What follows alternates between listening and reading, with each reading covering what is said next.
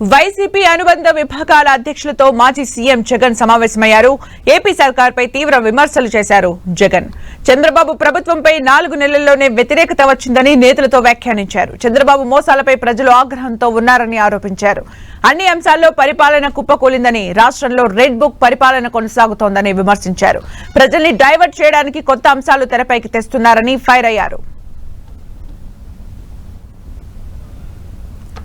Structured పద్ధతిలో party బలోపేతానికి గ్రామ స్థాయి నుంచి పార్టీ ఆర్గనైజ్డ్ స్ట్రక్చర్గా తయారు చేయడం కోసం, ఆర్గనైజ్డ్గా ఉండేదానికోసం బిల్డింగ్ స్ట్రక్చర్ తీసుకొచ్చే కార్యక్రమం చేస్తూ ఉన్నాం. ఆ దిశగా అడుగులు సీరియస్గా వేస్తూ ఉన్నాం. ఇప్పటికీ 4 నెలలు అయిపోయింది. ఇప్పటికీ ప్రభుత్వం మీద వ్యతిరేకత గమనిస్తూనే ఉన్నాం. ఒక పక్క సూపర్ 6లు లేవు, ఒక పక్క సూపర్ 7లు లేవు, ఒక పక్క అబద్ధాలు అన్నది మోసం కింద కన్వర్ట్ అయిపోయింది, మోసం కింద కన్వర్ట్ అయింది, కోపం కింద కన్వర్ట్ అవుతుంది ప్రజల్లో. అన్ని విషయాలలోనూ ఈ ప్రభుత్వం పూర్తిగా అన్ని రకాలుగాను ఇదే రకమైన కొలాప్స్ అయ్యే పరిస్థితిలోకే పాలన ఉంది.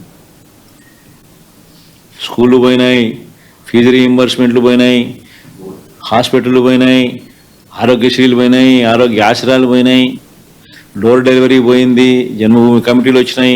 సో ఎన్ని కనిపిస్తా ఉన్నాయండి.